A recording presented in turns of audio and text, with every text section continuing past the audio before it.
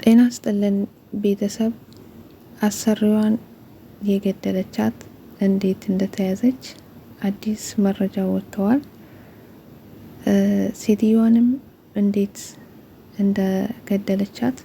በነገራችን ላይ በአሁኑ ሰዓት በየቦታው ካሜራ እንዳለ ማንም ሰው ያውቃል። ማንም ሰው አተ ኩሽና ውስጥ እንኳን ካሜራ ያስቀምጣሉ።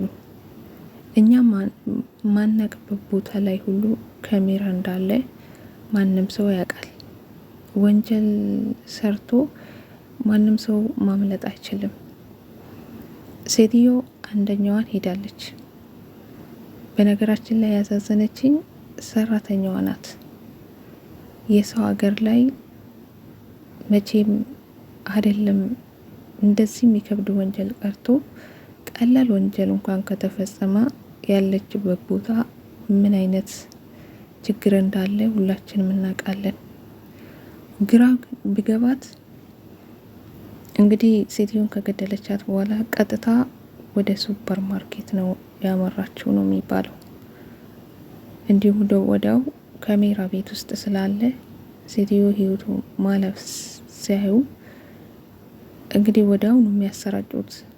ልክ አሁን ለምሳሌ የኛ ልጅ ከሞተች ከቆየች በኋላ ነው ለእህቷ የተነገራት። አንዴ ኮሎሬክስ ጠጥታ ነው፣ አንዴም ራሷን አጥፍታ ነው እያሏት አልነገሯትም። ከቆይታ በኋላ ነው የሰማችው። ይሄስ የራሳቸው ሰው ስለሆነ በደቂቃ ውስጥ እቺ ልጅ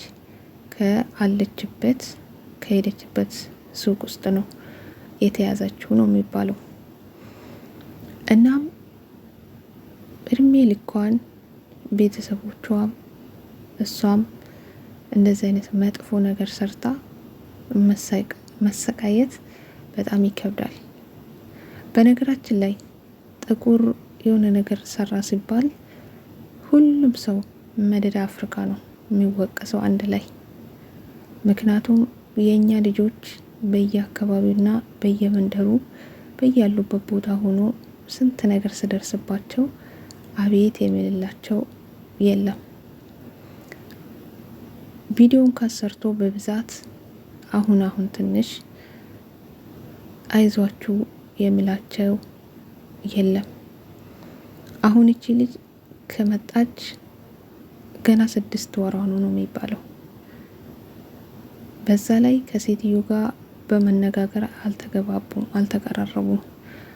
ልጅቷ የምትችለው እንግሊዘኛ፣ ሴትዮ የምትችለው አረበኛ ብቻ። ተነጋግራችሁ ካልተቀራረባችሁ ውድ ቤተሰብ በጣም ይከብዳል። በጣም ነጮች የራሳቸውን ብቻ ምናልባት ሴትዮ ጥፋተኛ ብትሆንም ጥፋቷን አትገልጽም። ምናልባት አንዳንድ ጊዜ ታዋቂ ስለሆነች ሚዲያ ላይ በምትናገሩ ነገሮች ልጅቷ ምግብ እንዴት እንደምትበላ ስለምትናገር ለልጅቷ የተወሰነ ራሷ ሴትዮ መስክራላታለች። ሰው ለመብላትና ለመስራት ነው አንደኛ ነገር ከሀገር መውጣ። ካልበላና ካልጠጣ ሰው ችሎ ቆሞ አይሰራም። ይሄንን ማሰብ ደግሞ እነሱ በፍጹም አይችሉም፣ ተስኗቸዋል። ልክ ሳይበላ ሳይጠጣ ሰራተኛ እንዲሰራላቸው ይፈልጋሉ።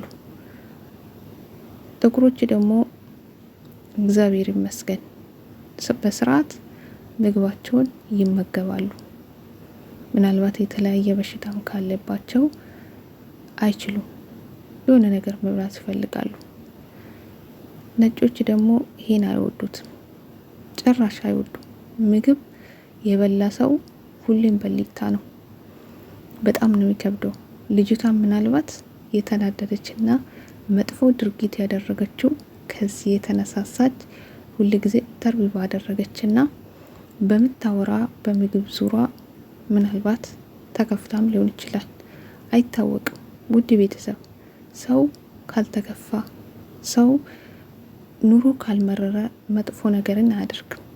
እቺ ልጅም ወዳ አይደለም የሰው ሀገር እንዳለች ሩቅ እንዳለች ይሄን ነገር ከፈጸመች በኋላ መጥፎ ነገር እንደሚመጣባት ታውቃለች።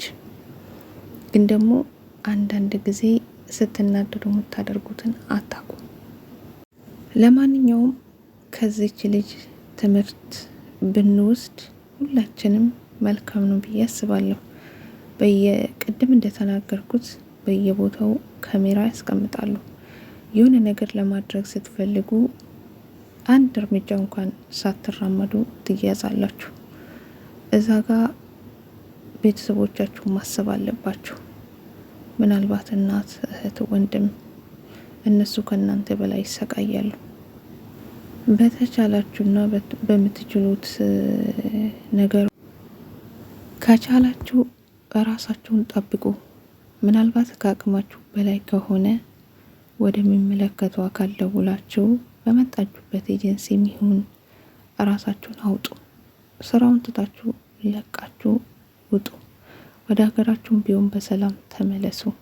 ወጥቶ የሰው ሀገር ላይ ከመቅረት ይሻላል። ምክንያቱም ብዙ ስቃይና ብዙ መከራ አለ። እቺ ልጅ በሰው ሀገር ምን እንደምትሆንና ምን እንደሚጠብቃት መገመት አያቅታችሁ። ውድ ቤተሰብ ራሳችሁን ጠብቁ። መልካም ቆይታ